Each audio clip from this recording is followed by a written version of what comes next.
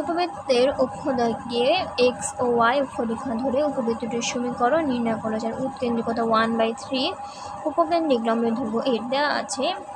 উৎকেন্দ্রিকতা = 1/3 এবং উপকেন্দ্রিক লম্বের দৈর্ঘ্য 2b² / a = 8। আমরা জানি a = (a² - b² / a²)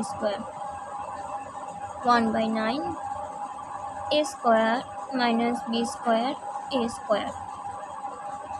9 a² - 9b² = a², 8 a² - 9b² = 0।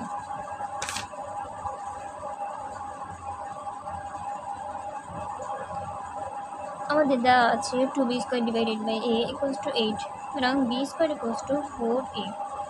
আমরা 2 থেকে পাই 8 a² - 9b² মানে হলো 4a = 0। 8 a² = 36a, a = 36 / 8, it means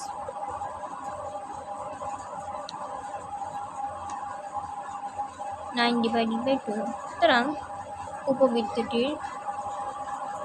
উপবৃত্তটির সমীকরণ x² / 9/2 whole square plus y²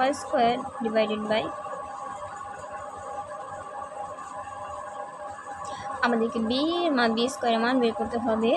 সুতরাং b² = 4 × 9/2, it means 2 = 18।